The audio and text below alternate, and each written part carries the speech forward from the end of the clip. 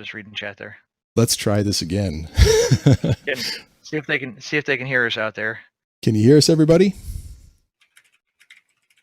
Check 1, 2. Sound is good. Okay, perfect. All right. Glitch number 1 of the show. Glitch number 2 of the show already.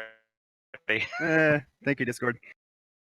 So welcome to the Yacht Club. We're the weekly show where we like to be as cringeworthy as possible and get the news out to you, all while trying not to spill our drinks. We consider ourselves the most cringeworthy Star Citizen infotainment out there.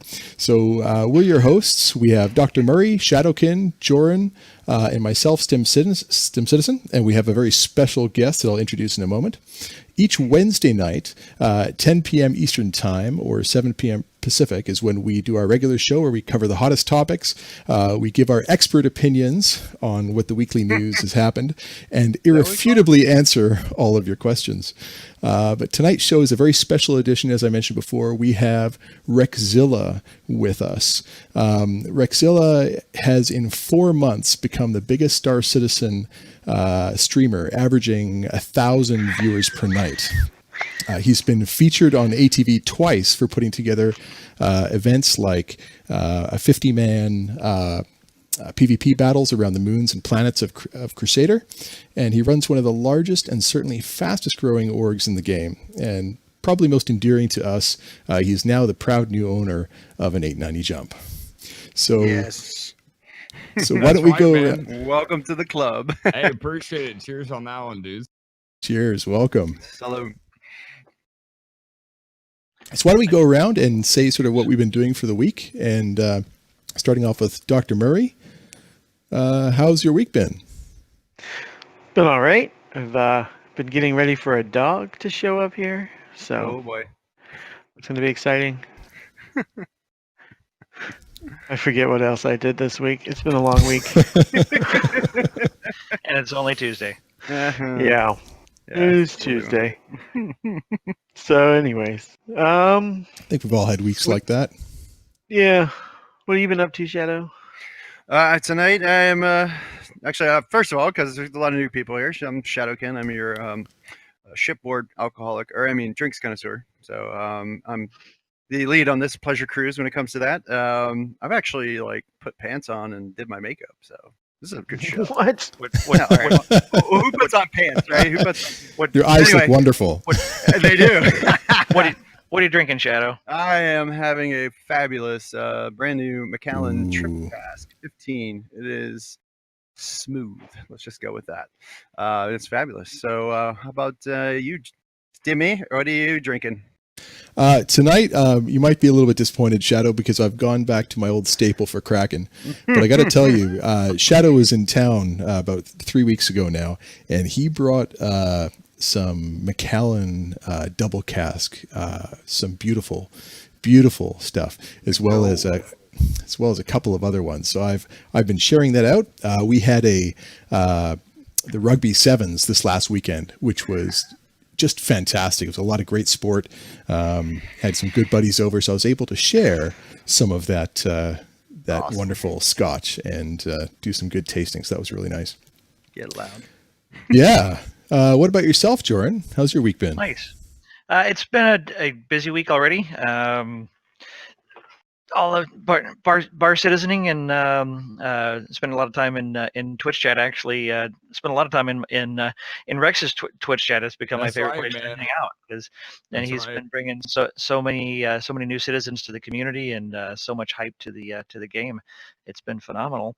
And so I am drinking this is actually a beer, even though it's in a ceramic sake bottle style beer. Oh yeah, that looks cool, dude. This is a $17 beer. It's a Hefeweizen with some really unique spices, which I happen to just love. So that's what I'm drinking. And Rex, how's your week been, and what are you drinking? I'm drinking my Dos Equis. That's right, boys. Everybody in the Whoa! Cheers in the chat, boys. Cheers in the chat. Yeah, that's right, dudes. Well done, well done. Yeah, it's been a good Like a week. regular bar here. That's right, man. It's been a good week. Just every day we're doing something new, crazy on stream, blowing some shit up. There we go, boys. That's what I like to see. Nice. Yeah. It's just another week doing the same shit in Star Citizen, man. Oh, but this week you got your new stream set up. Look at that. Oh yeah, I mean Yeah, it's been a looks good awesome. week. Oh, Yeah. looks great. No Looks green amazing. screen anymore. Yeah, appreciate it. Yeah, so You're like I've been, like, totally pro. yeah, I very- know. Like very you know, 890-ish. got the red set up now, so it's like full HD makeover for the whole stream studio here, and it's been awesome. It's been really cool to it's been- transition. Yeah, it's been looking really awesome. I love when you do like the full screenshots because I mean just the quality. And the only Star Citizen streamer, the only Twitch streamer anywhere using an $80,000 camera rig. Yeah, I think it's safe to say that I'm probably the only person on Twitch using a red as the webcam. I'm I not would say so. 100% on that, but I think I am. I'm It's not Probably a 100%. very small community. Oh yeah, it's got to be like me or one other guy. Yeah, like that makes I you don't like know some about. plus So- 10 somebody- pretty, right? Yeah, maybe somebody else who's actually in the video industry, which we'll get to that later in the interview portion of the program. But yeah, it looks absolutely awesome. So Stem, what are our top newsworthy points? Well, perfect. So we had Wednesday, of course, was our last show. So starting off on Thursday, we had the ATV where we went over caves, which are really exciting. We'll talk about those in a second. We got some new weapons. So we got the F-71 assault rifle as well as the Kaztak Arms Coda pistol. Also, we'll talk about Twitch Pacheco.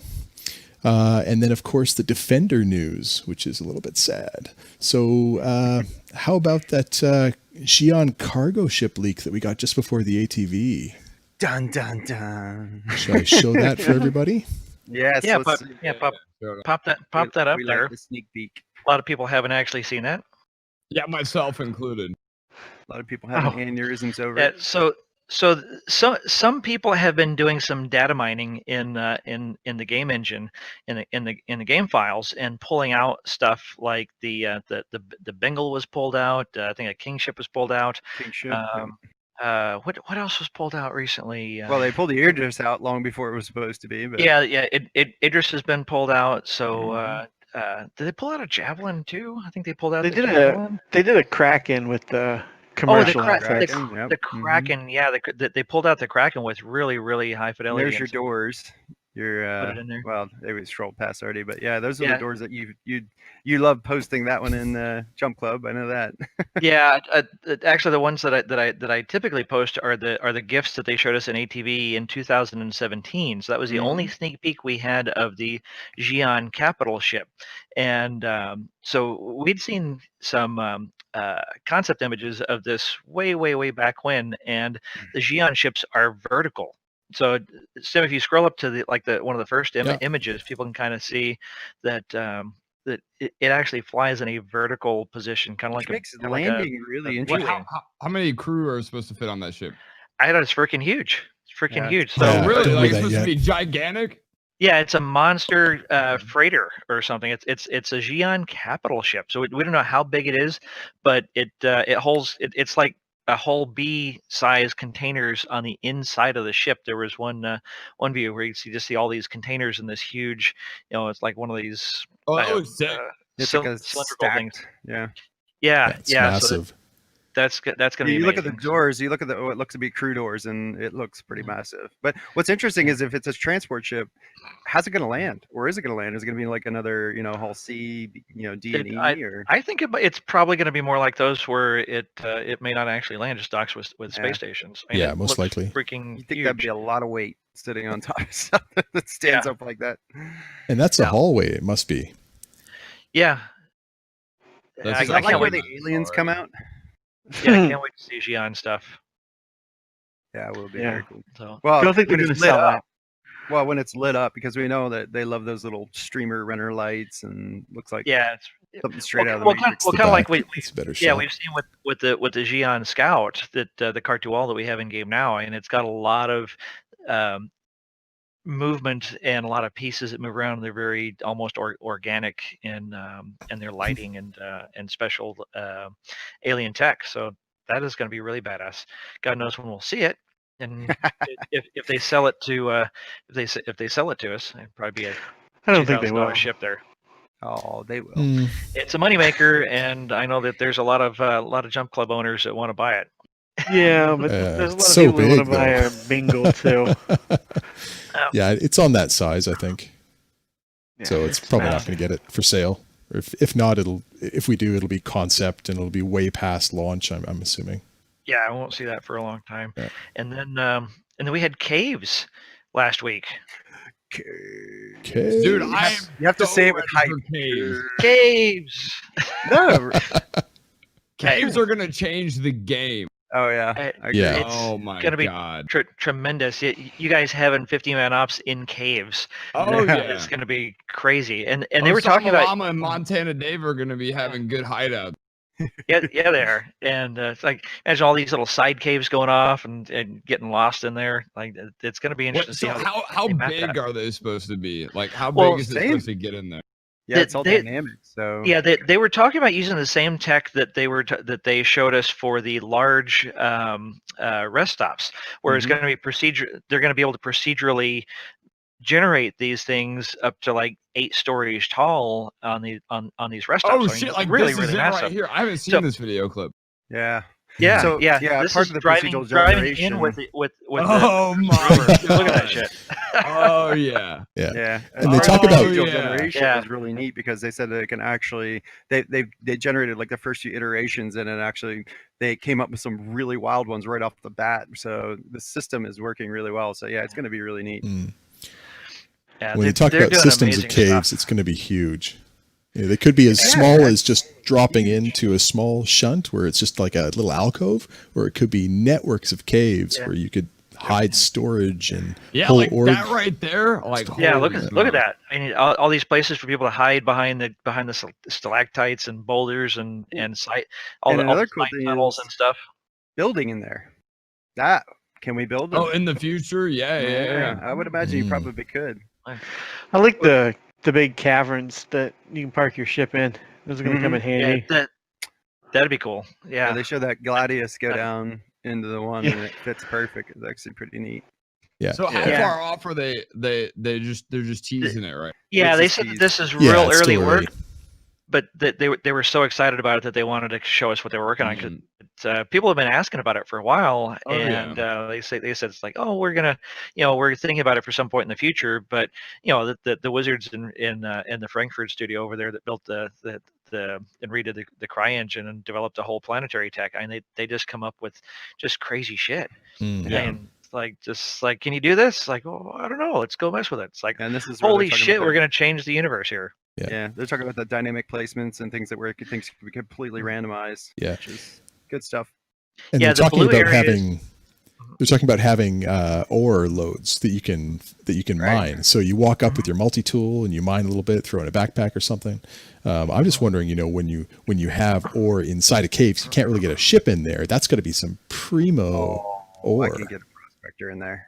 You can make it fit, right? Watch me. That's all right. Enough lube. We'll get it to fit. Beautiful. It was interesting. And later on in this, they were showing how it's like actually climbing up over several rocks, which is something I'm super excited about because you can't step over a 1 foot tall rock right now. Yeah. And like Rex, you were down that steep slope earlier, Yeah, and and you can't do shit. yeah, you Yeah. can't get up, and if there's rocks and stuff, it's like you can't climb over and clamber up rocks, and that's part of what they're developing. Yeah, It's look like, at that right want it there. Like, now. that's Yep. huge right there. Even that Yeah. hallway, like that's gigantic. Mm. Yeah, you Oh can get my God, dude. get a whole fire team through that. Oh man, it's gonna be nuts. And they were Like showing some that were vehicles, too. small, where you'd Little actually vehicles. you actually have to crouch down and crawl on your belly into That like I thought small was really caves. neat. Yeah. I Yeah. thought that was really neat. Yeah, so they're gonna have all different sizes.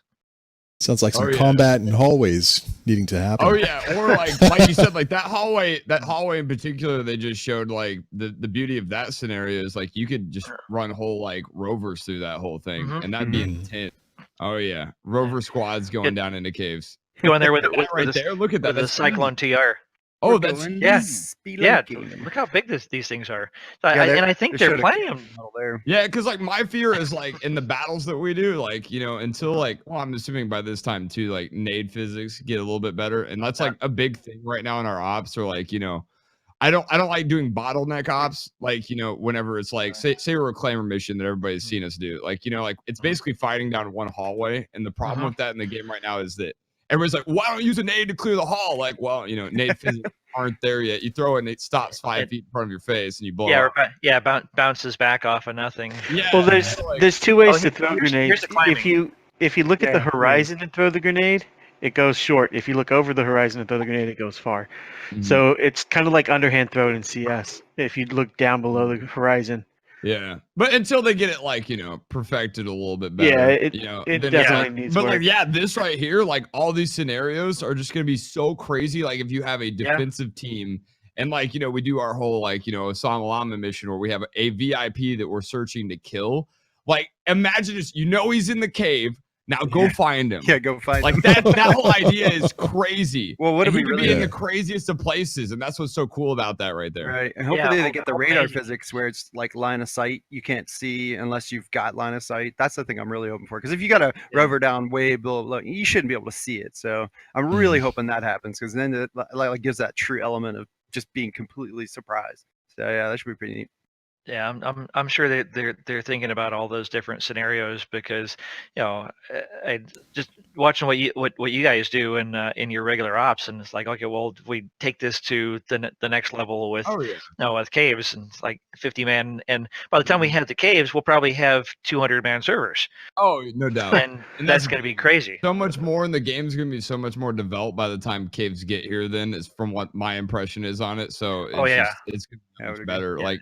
But understanding too, it's like like the fact that that this is being worked on currently is actually really exciting. And when you start to think of where the game's headed, and when because a lot of people get caught up in the current state of the game, and then I get every night people always ask me like Rex, like, are you not worried about getting burned out on Star Citizen? But it's like you can't get burned out if CIG is continuing to develop at this rate and this scale. Like that's the big counter to it. Right? Every quarter there's more stuff. I mean, in a few weeks we're going to have a whole new planet and 2 more moons.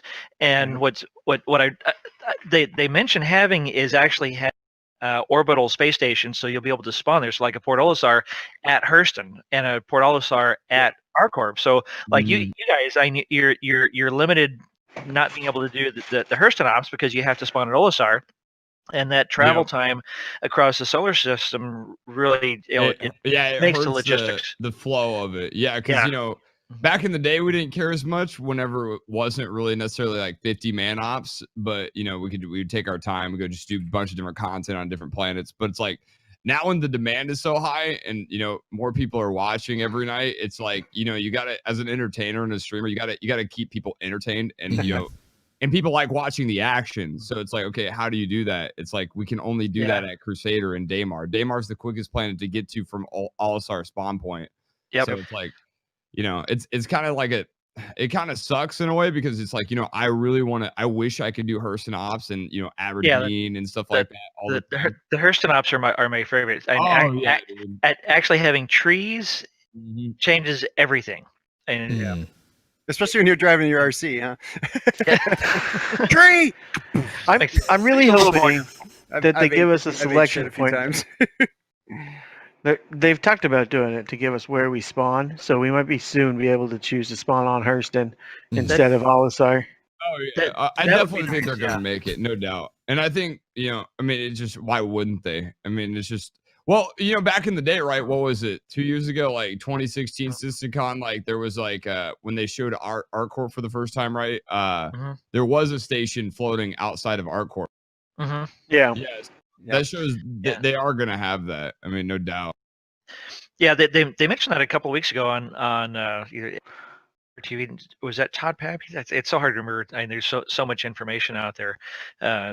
Catalog even just in the past few weeks, but they said that they're going to have the orbital stations at each planet, so that if you want to be in the Hurston area but you don't want actually spawn in Lorville and spend 5 minutes getting out of atmosphere so you can go to another outpost. You can just start in orbit and you can just go down to any of the outposts there from orbit, which saves you a tremendous amount of time. And that's not the long-term view, but at least for our gameplay right now and the foreseeable future over the next year or so, in future, it's persistent. Wherever you are is where you are, and if you want to travel to another star system, you're going to have to travel, and it's going to take you, half hour, whatever, to spaces. But I think that the new stations are coming this year, supposedly. So I think they said next patch. Really? I thought, and just having an orbital smaller station. Down the hole. Maybe. It shows how big that is. Like splunking. That's what's cool. Like, can you take it further in? Right? Yeah. We're gonna need rappel lines though. Yes. That would be cool. New equipment. Yeah, well, and that's something that I've been thinking about. Even like what Joe Run said, watching the stream today, there was an instance where we had a weird op on the side of a cliff, and I accidentally fell off the cliff, but I didn't die, right? But like to get back, there was no way for me to get back up unless, say, there was climbing gear, right? Yeah, it was ridiculous. But then like so that also adds new approaches to combat ops that we do too. Like so usually sometimes we'll have like a key team like trying to get to an extraction ship, and if it's on a cliffside, it's like we can only approach it from one area, right?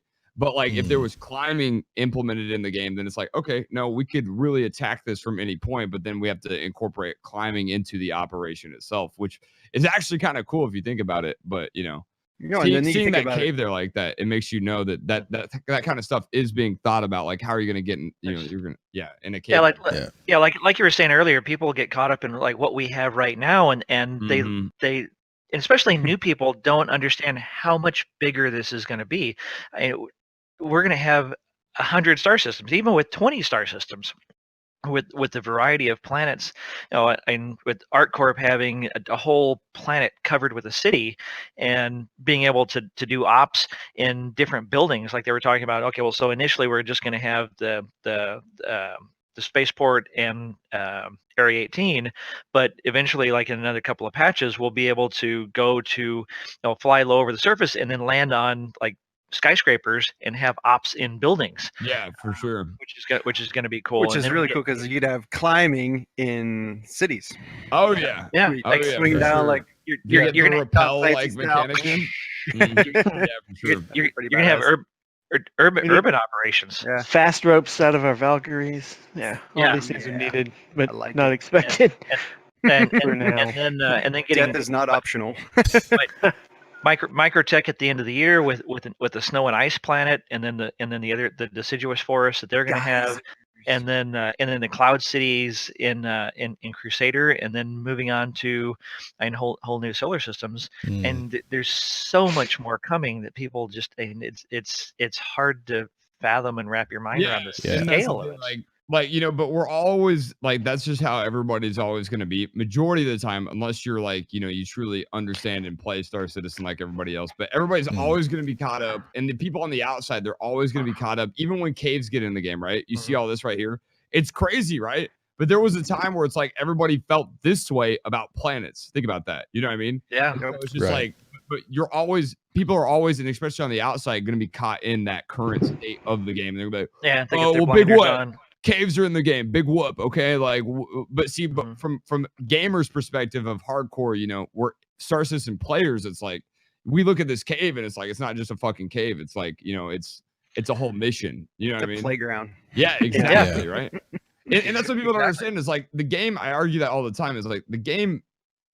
See, I'm saying the game. It is a game in the current state already. Sure, it's not the game that everybody wants it to be yet. But, now it's at a point where it is a game where you can create objectives within it. You know what I mean? So it's like, it's up to the users too, to help develop that content. And it's like, hey, I mean, if a simulation isn't for you, then yeah, sure, don't play the game right now. But I think too many people that play video games are too, they've lost their creativity, and they have to be led around through the nose by the game mechanics, by the game loops. Like, well, you have to go and run this mission. You have to go to this quest giver. You have to go complete this mission. You have to follow this. Go kill 8 of these. and progress up and and level up and skill up and all these things. Where somebody was asking me the other day. It's like, well, what about your skills. And people ask that all the time in your chat, people that are new. It's like, oh, well, how do you skill up in this game? And it's like, oh, it's you just get better at it. You get better. But and that's what's really cool is like, that's the difference between like gaming, right? And the title video game versus like, this is the next step. Like to me, next gen gaming is like, simulation. So it's like, I'm okay with always labeling this a simulation because that's so much more advanced than a game. Like I games hate calling exist it a within game. this. I for sure. 100%. I hate calling it a game because it's so much more. It's a universe. It is a complete future universe, and that's one of the things that when I talk with new people about, they're building the Star Wars, Star Trek universe that we always dreamed of living in, and owning our own Millennium Falcon. I mean, that's what I use to create that mental hook for people. It's like you always wanted to be Han Solo and have your own Millennium Falcon and go on adventures in the universe, or be Captain Kirk. You want to do, but here you're going to learn by experience. Use your own adventure. Right. There's no boundaries at all. No. But reputation, experience, the gear, and just fine tuning your skills. That's going to be how you grow. It's not about an XP bar hitting the next level and just banging you up and pitching more points. Whoever you want to be in the sci-fi world, and you can change that daily. You can get on tomorrow and be somebody else. I mean, that's the whole point, and that's what makes it amazing. And to me, it's like that's what really attracted me to the game. Outside of bringing like combat to it, it's like the game itself is so much further advanced than any other project that's truly out there. Like I've always been a WoW fan, sure. I've always been a WoW fan, and MMOs, like I like that. I like that idea where it's like, I can casually just waste hours of being somebody else in a video game. That's kind of the point of gaming, right? It's just you escape. It's entertainment. You ever do any Eve? But I haven't played Eve, but I have a lot of friends that do play Eve though. Okay. Just open a spreadsheet and stare at it for a couple hours. And now you played Eve. It's interesting because I played Eve for a long time, and this was exactly what I wanted for the longest time. So and I hear that from a lot of people that come in my chat. A lot of people that were hardcore Eve players. They're like they want more. Like they want more than what just your ship, right? They want to be able to move around your ship. They want that whole aspect of immersiveness because you can look at Eve, but it's not truly immersive if you think about it. It still is that it's an arcade game. Exactly, right? With spreadsheets, and the same thing with Elite Dangerous, where you're just a spaceship and you can't get out of your seat, and it's big, and there's quintillions of systems. And like somebody who played in years of Elite Dangerous said one time, it's like, well, I got into the Connie and I sat down at the table and like I was hooked. Walked around the ship and I sat down at the table, and that was it. It's a real spaceship. And the fact that and then when you realize coming from an FPS background, it's like when you realize these ships are the size, they are FPS maps that are floating around and burning into atmospheres, and all these other crazy physics are going on at the same time. It truly is mind-blowing when you realize. Let's move on to the next area, though, as we talk about caves all night, I'm sure. Gotta say leads around here and there. How about moving over to the Kaztak weapons? And so it's the Coda revolver, it's the Kaztak Arms Coda pistol. Here we go. And the Gemini F-71 assault rifle. We go. Okay, so this assault rifle is the weapon that I've been looking forward to since the first time I saw a glimpse of it in concept. It looks so sexy. For me, I'm not a combat guy.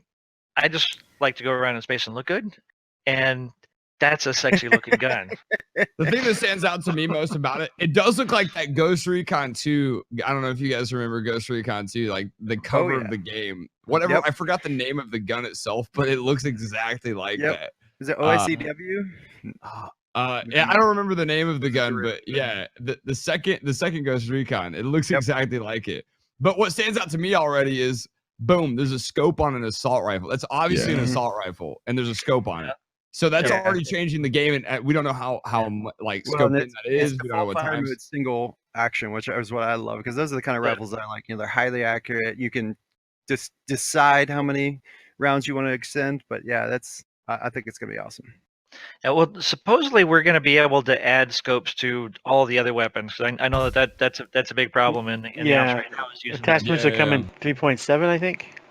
And it's going to change ops completely, to be honest, because right now it's like we are doing, even when we do like our open battlefield, like style non-close quarters in ships, it still is the action that really happens is because we have iron sights. It forces all of our guys to have to get close. I don't know how you hit guys at like 100 meters. I don't know how you do it. I mean, you're amazing. Kind of like you find the right guns. It's like I'm not gonna hit a guy at 100 meters if I'm using like an F-55 because the recoil is unrealistic on that gun. But then it's like you find a gun like a Damaco, and it's like when you tap fire, it's a light machine gun, but it's so OP. They're probably gonna patch it eventually, but like you can tap fire it. And there's like no recoil at all. So it's like you just line them up, boom, tap fire, tap fire, tap fire, tap fire. But it's an energy rifle, right? So maybe it's not supposed to have that much recoil. Yeah, no, that's true. And that's like, it's a very OP weapon. It really is with 120 bullets per mag. Yeah, it's like the go-to. That's what's really awesome about it. When you have a gun like the Damaco and then say we start putting like a 3x scope on it, ops are never going to be close quarters ever again, if they're outside, at least, if they're outside. But then when you're in caves, you're right. Or in buildings. It's like then we're really forced, right? Then we're really forced to like, close quarters. You have that means of having a red dot or iron sights on versus, having that 3x whenever you're out in the open ground, battlefield. Yeah, so I don't know about the Castak Coda. It looks pretty cool. It's a high caliber revolver, ballistic. Although Doc brought up last week that it's a little unrealistic to have a revolver that ejects its shell casing. That's not true. There have been at least 3. Which one? Name one. Right. In 1870s, there was a Swiss a gun. I looked it up and I even wrote it down. 1870 in Switzerland. These two guys built one, and then Colt built one in the 1971. So they do exist. My dad's a gunsmith, so I knew they existed because I've seen them before. One guy had, but it's not the thing. The thing your kicker is that the shell ejections. If you notice, they said that we're kicking back before, but it was actually getting caught between the helmet. So it's interesting because it's like, how much is that going to change in 0G? I mean, when you're flinging these things around, they're going to be bouncing all over the place. So that's the thing I want to say. I think that would be really neat. Yeah, but it's a 50 cal, and the only thing that really annoys me about it is its entirety. Like it doesn't. There's not enough handle to manage the recoil of a 50 cal going off. Is a little. There's not enough barrel to get anything out of your 50 cal with the way that the revolver is set up. I would agree. It's wildly inaccurate and breaks your wrists. So cool, and it shoots a shell out when you fire it, like every revolver that's ever existed. Oh wait, no, that's wrong. So, like, all right, if we think about how many guns have been made, and we think of how many revolvers that don't eject shells. All right, Doc. So it's we take it that you're not a fan of the realism of this particular weapon. Yeah, the fakeism of it, and it's over-engineered like every other gun in Star Citizen. But we can't complain about that because we want that level of detail, right? If you're running a sci-fi fantasy world, it's like suspend disbelief. Fantasy, and then there's over-engineering. It's kind of hard to determine how guns are going to actually function in 2949. We're living in space. Yeah, with everything's supposed to be like it was hilarious. So that the one guy on your op tonight, he'd lost his rifle or was out of ammo or something like that, and he went in the freelancer and he took out somebody with a pistol and he said it's like I took the guy out with a pistol, John Wick style. That's where it's important. I laughed. No more ammo. Hey, I want a 50 cal in my pocket. I don't know about you guys. I want one that works. That was pretty cool. But so I almost at that clip right there, like it's interesting. Like they haven't incorporated an actual recoil aspect to it yet. Like it's going right back. It's snapping back to the same spot. If you notice. Yeah, that's not real. Yeah, not real realistic. But and it's 0G. If you think about it, if you're floating in 0G and you shoot a 50, you're gonna flip back. That's, yeah, I mean, and that's where it's like, all right. Whoa, shit. The suit compensates, so you'll be fine. Yeah, but just from looking at game physics, it's like, yeah, that's the one thing. It's like, why I always love PUBG so much is like the gun handling in that game is so realistic, and with bullet drop and stuff like that. So it's gonna be interesting to see if Star Citizen over time starts, when they do too, start incorporating bullet drop and stuff like that into their weapons mechanics. Yeah, and again in 0G, no bullet drop. Right? Oh, yeah, and so then how are they going to do that, right? Is like, because then it's like it's going to have to cater to each planet's different gravity and stuff like that. So that'd especially if you can turn the gravity on and off. Yeah. Oh, yeah. You got a sniper that's zone G in, you turn the gravity back on, you're like, sucker. Planet's different too, right? Like there's different planets with different gravity. So different gravity, yeah, some of the moons. Complete, yeah. Yeah, very. That's probably that something will be not very looking at in the near future, but it's not for a long time. Well, but it's just a calculation. It shouldn't be that hard. It's just a matter of it has to calculate where the bullets they already at. do it. They already do bullet drop. They have realistic physics on their ballistics. Okay, I'm going to play Time Cop once again and move us on to the Defender. Moving right along. Yep, we're right. Revolvers that eject shells do exist. Twitch Pacheco. So Twitch Pacheco with the new mission giver in ArcCorp. She seems very, very cool, an interesting character. Good looking. Sorry, I had to say it. Yep.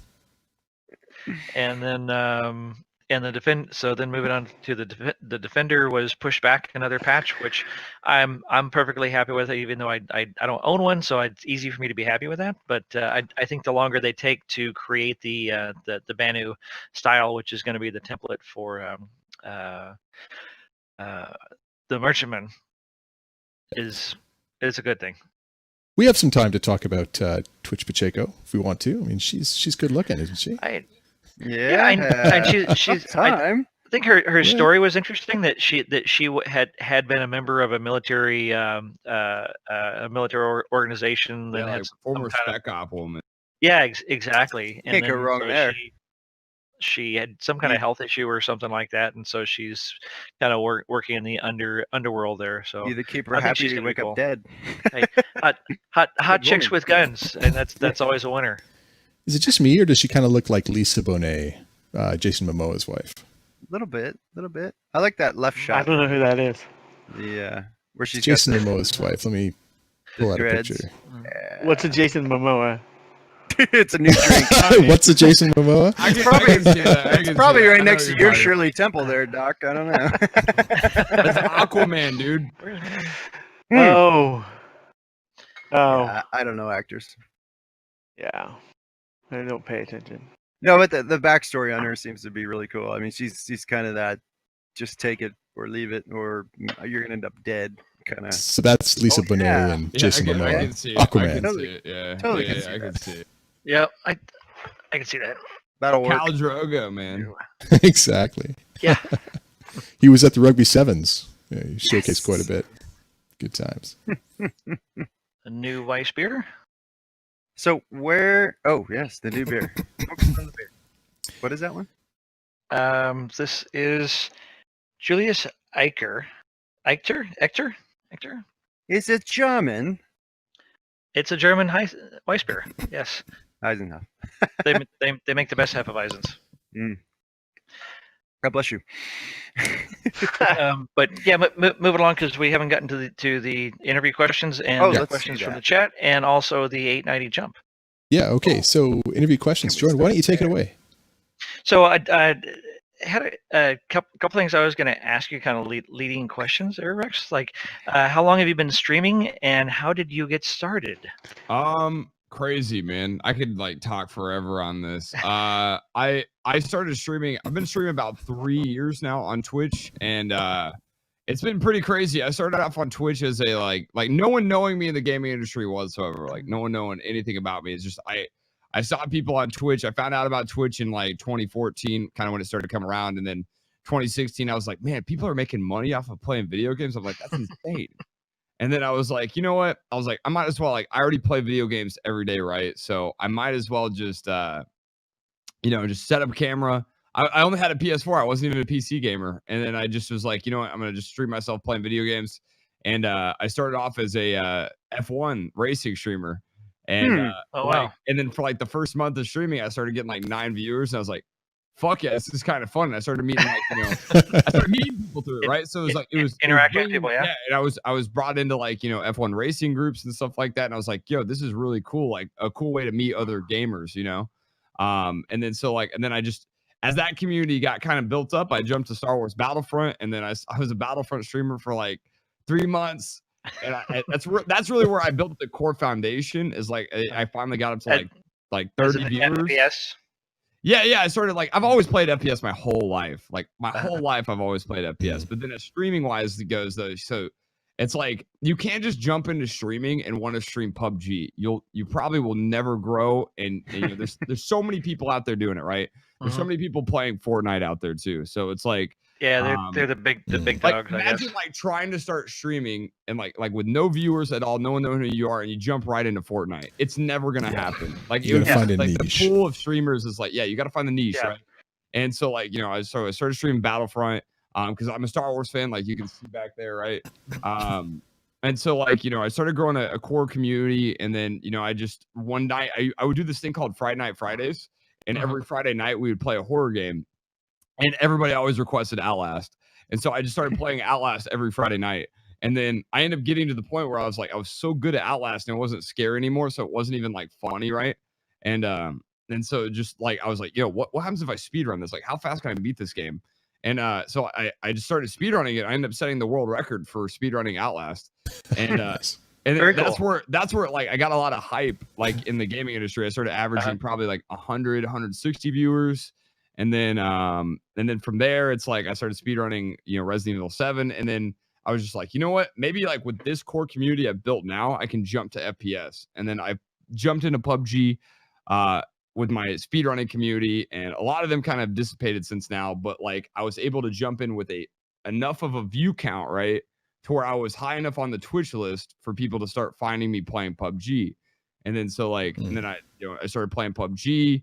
And then, started growing from that. I would start capitalizing on, if servers went down, I would play PUBG on Xbox because the Xbox servers wouldn't go down. And so I was one night, that's how I met my fiance.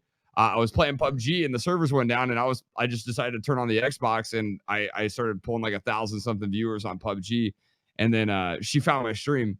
That's crazy. And it's crazy. Yeah, I know. It's nuts. And then so she kept coming around and stuff like that. And that's awesome.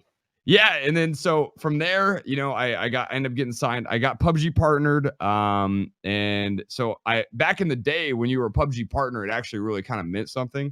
Versus now, they kind of did away with the line of PUBG partner and what the community could actually do. But PUBG partners back in the day were allowed to actually create custom servers, and then we could have our own server. So I started making my own PUBG league, and we call it Rexzilla League, and then doing tournaments and stuff like that. And then that really grew a lot of people. And so I ended up getting noticed by Tempo Storm from doing that. And then I got signed with Tempo Storm, which I'm currently with right now, pro esports team. And they love the route with Star Citizen too. It's pretty crazy. The whole story behind, I'm still with Tempo Storm, and I'm not doing PUBG whatsoever, which is pretty cool. But yeah, so from there, it's just I went in there. I've competed at the Broadcaster Royale. I competed at their first ever tournament for PUBG, and I started, kind of getting in the pro scene of PUBG a little bit, and then going to Call of Duty, and I streamed that for a while, Battle Royale stuff. And I really, truly enjoy FPS, and I was that's where I wanted to be as a streamer.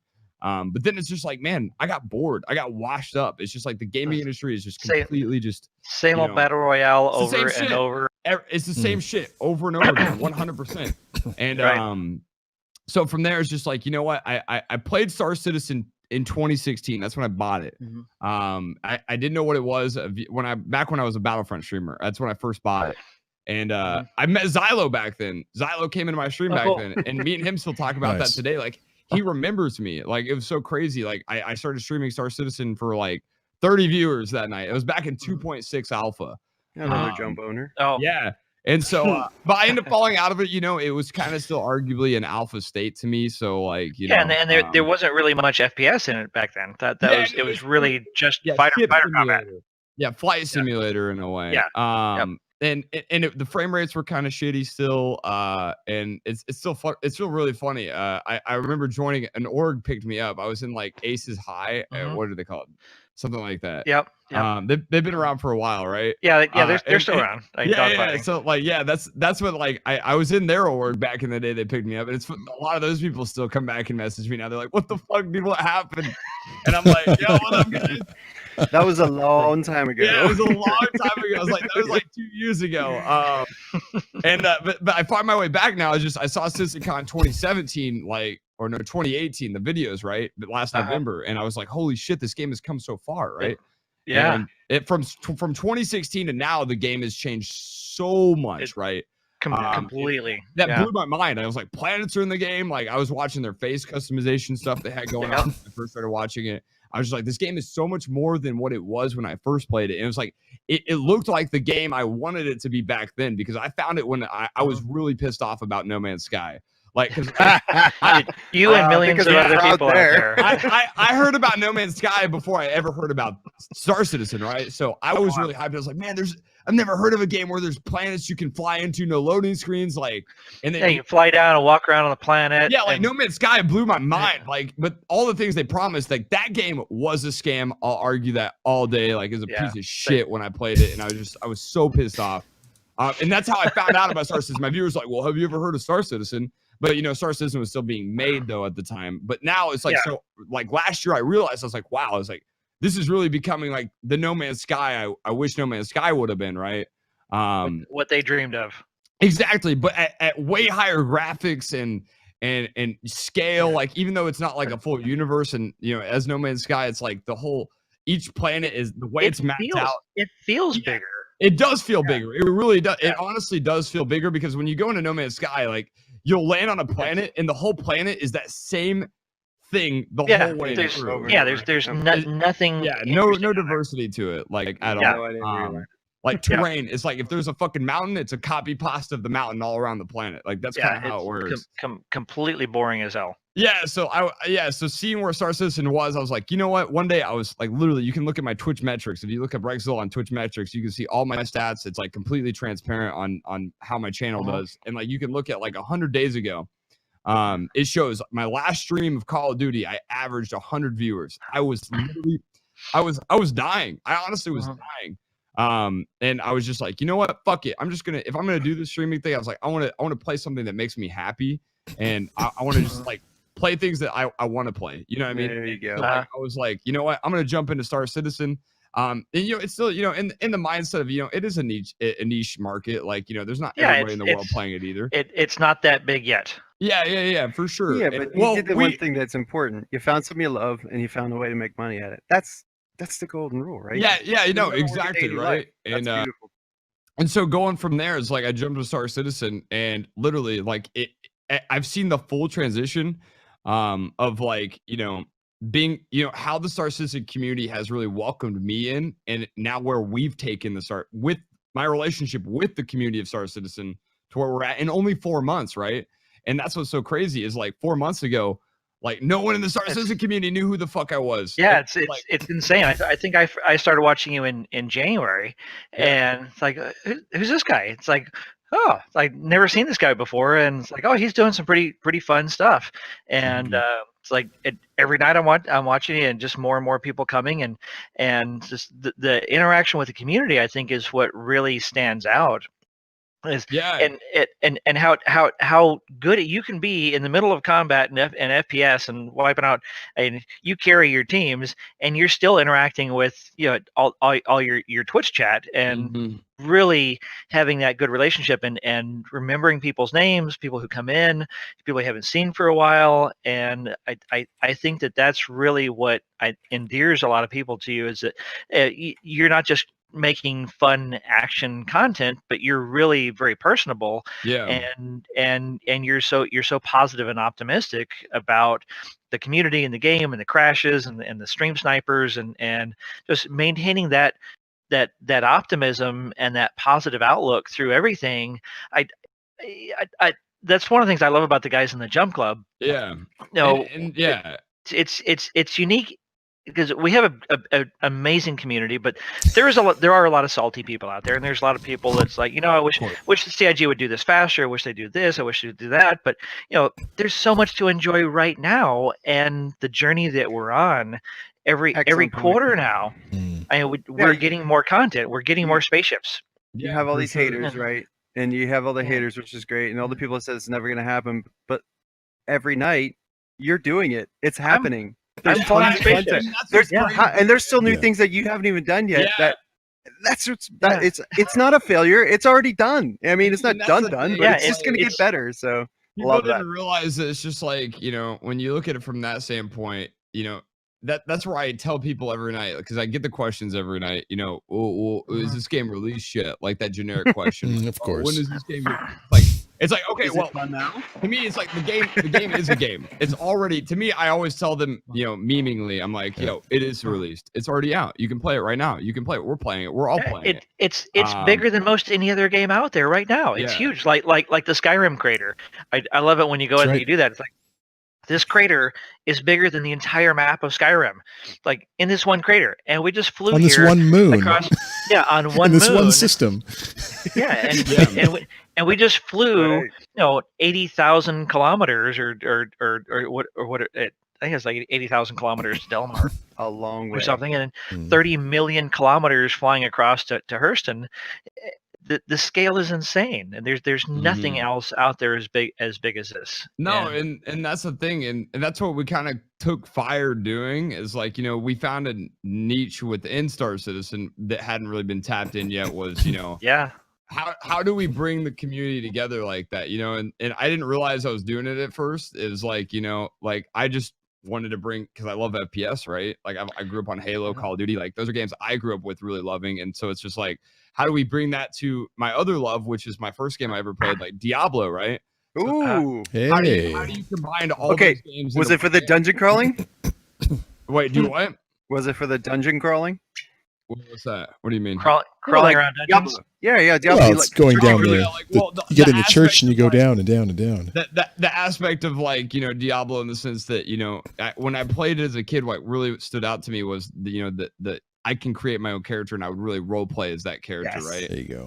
You develop that story, you level that character, like you make that character your own.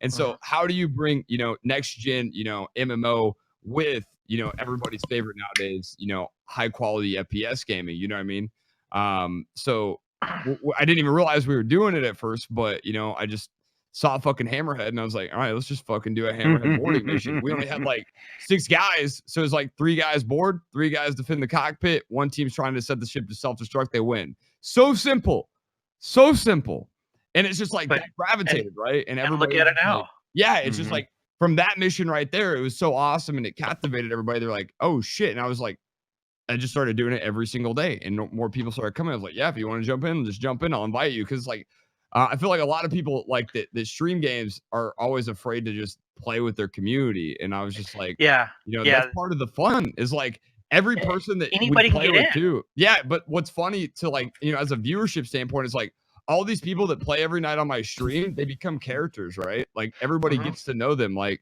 our pilots, like Shin becomes a meme. Like he's hilarious. He's our drunk pilot's always fucking crashing us. Like, like all those things, they're so funny. And like, but then everybody understands like who our heroes are, like, our fraggers, and who our villains are. Like we have a guy, Mighty Mulligan. He's always being toxic. Like, I see him in the chat right now. Like all those guys, like they become like part of the content, like in part of the show for everybody, and that's what's so cool, is like playing with people adds to the entertainment value, even as viewers, right? Like think of watching your 100%. Favorite streamers, like they're always like, even at the biggest level of streamers, they're always playing with people. So it's like this idea that you play solo as a streamer is actually it really like takes away that, like, from all the options and content that you can actually create around that. And I think that's what Star Citizen is about, and what we're doing is absolutely creating the game and the community. We're playing the game like everybody wants. When you have 50 people on a server all doing one operation, it's like so many people will never, even when the game's released, do ops with 50 people. Like there's guys that want to play the game solo, and they'll always be able to play it solo.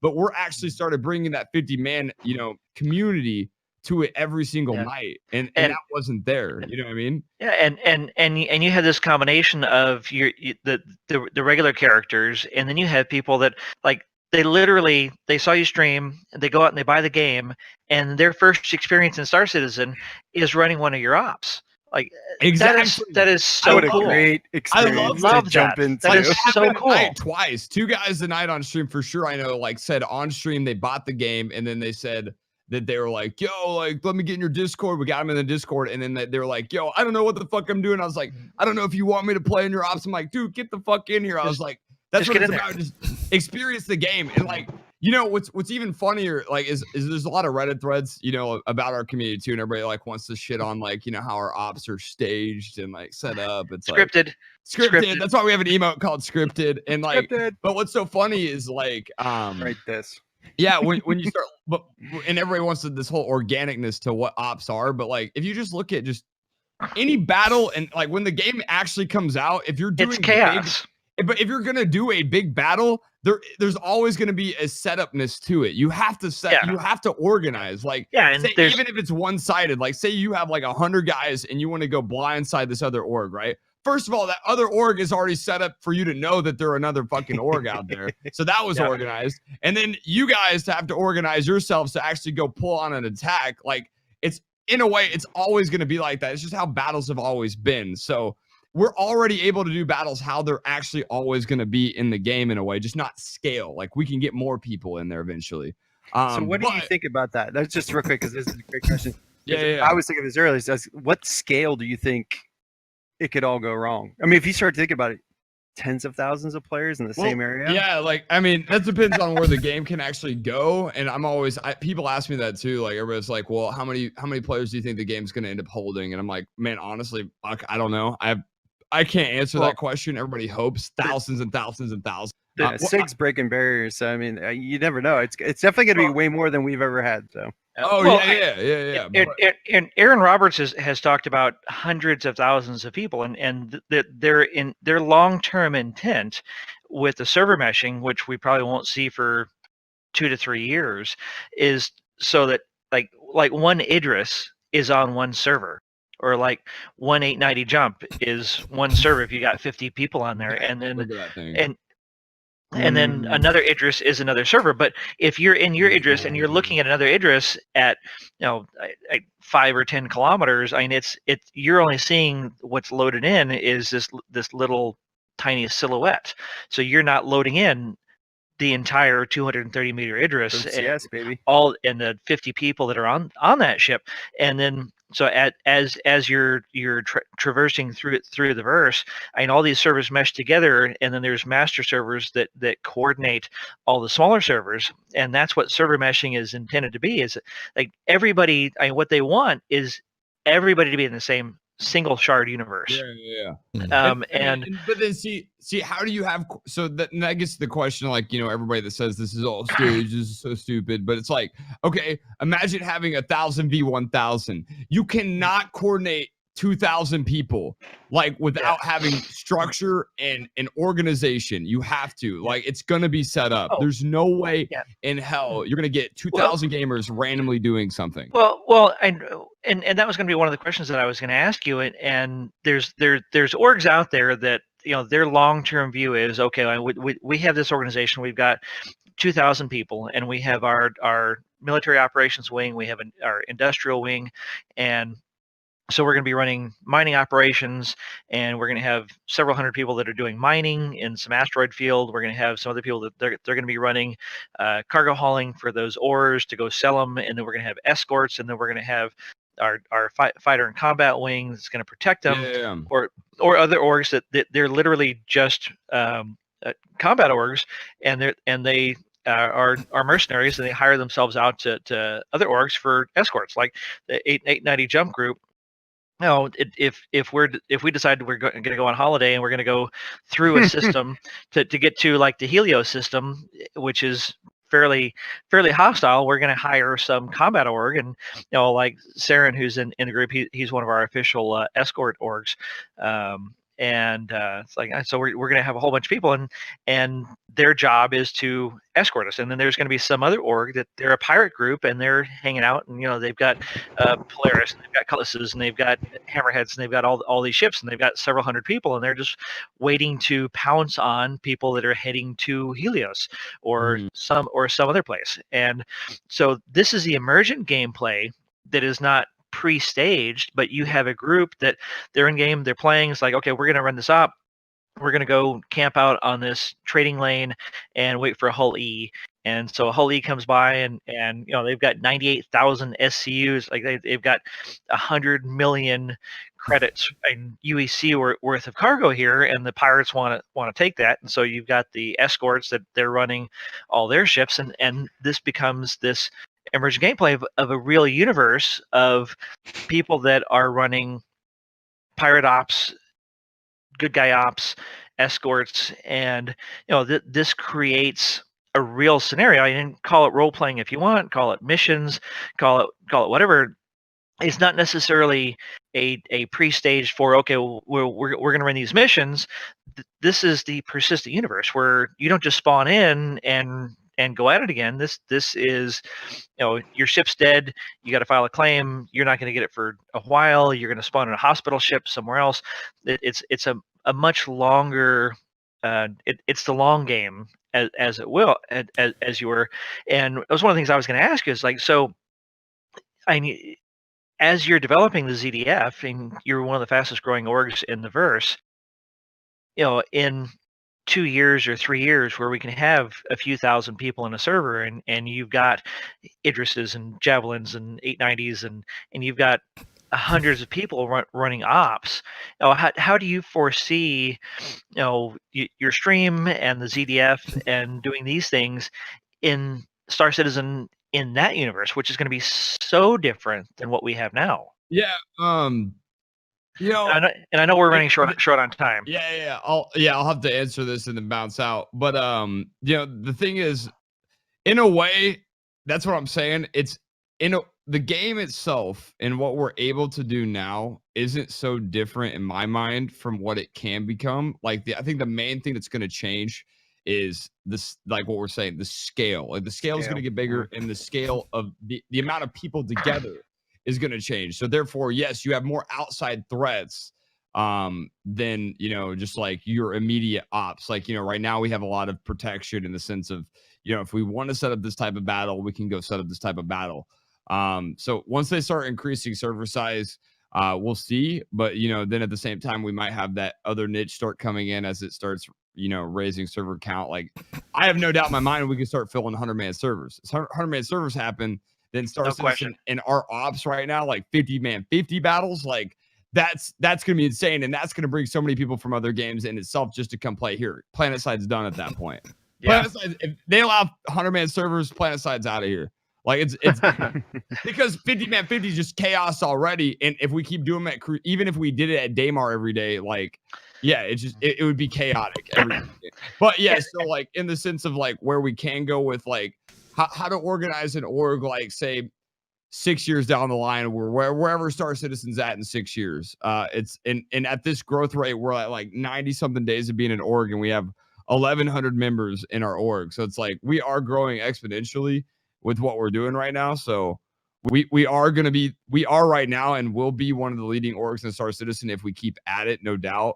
But we already have that incorporating like what you were talking about. We have like fighter squadron in our org. We have separate. We have a logistics team that just is for exploration and finding our ops and stuff like that. Like the economy already exists in the game that everybody wants. Like it's crazy. Find an org like our org, and you can play Star Citizen how everybody is dreaming of playing it, because like we call it the war economy, right?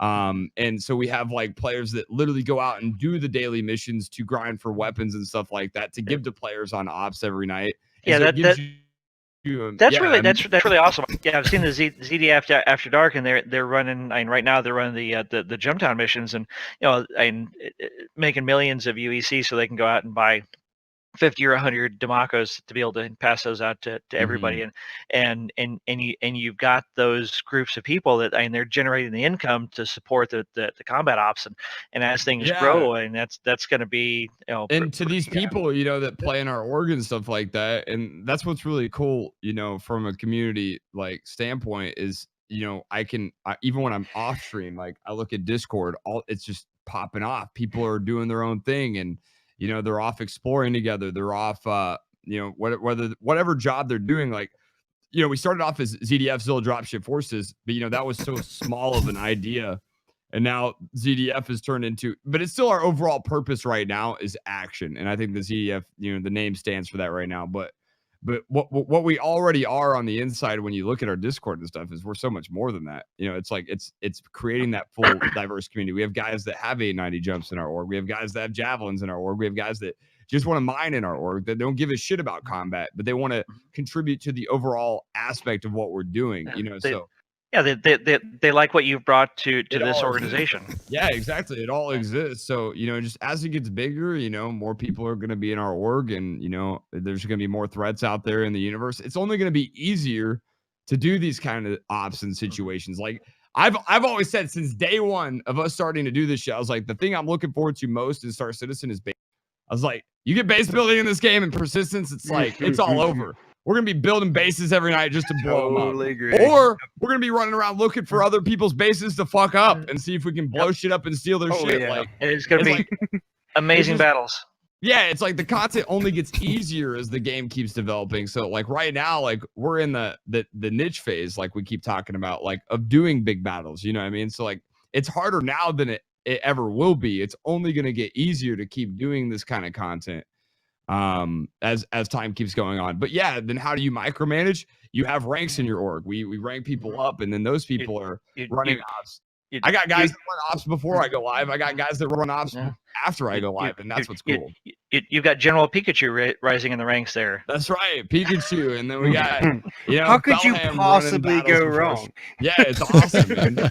And I think that's what's so cool about, you know, Star Citizen in general is like, you know, when we're talking about how there's no ranks in the game specifically, but we're able to create that for people in our own terms, and it feels more real. It's like, I am telling somebody, hey, you're a captain, and they're like, fuck yeah. You have to, because you're at the top of the org of 1,000 people, and you can't manage 1,000 people. No way. And when you have 10,000 people, and you're going to have in not too much longer, in one of these massive ops, there's only so much you can do. You've got to have that real structure below you, which it adds a whole different challenge. Yeah, and I say that on stream every night. It's like, man, everything I've ever done and what we're doing right now in Star Citizen is not possible without the community. No way, shape, or form. It's everybody that does the content. Like if without them, the big battles wouldn't exist. Without everybody in the ZDF, like the org wouldn't exist. And I wouldn't be able to do what I'm doing right now full time, which is crazy. So it really does go back to everybody in the chat and everybody that participates in the ops. You know what I mean? I can't wait to see you guys doing massive fleet ops with javelins and Idrises and Polarises. And you've got these massive capital sheep. Get it all out now before the game's actually out. That's gonna be awesome. That's right. We're always gonna be doing that stuff, man. Yeah. Well, man, I really appreciate you coming on. It's great to finally actually meet you in person. Oh heck yeah, man! Gotta meet all you guys, man. I love the cheers, man. I love the yacht club, man. I'm ready for my 890 jump so we can blow shit up on it, man.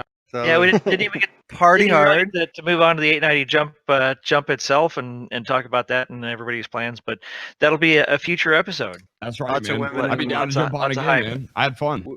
Cool. Thanks for coming to join us. This is awesome. We appreciate it. Have a great night, and we'll see you soon. Yeah, man, for sure, guys. So everybody, take care, dude. Yeah, and with that, we'll end the show. Thanks for coming along and enjoying this ride with us. It was great to have you on, Rex. And one last thing, do you want to tell everybody where they can find you? Yeah, I mean, twitch.tv/Rexzilla. You guys can come hang out and watch the stream for every night. Every single day, 7 days a week. We don't take a day off. That's right. It's awesome. Always something to shoot. Good night, everybody. Good night, everybody. Salute all.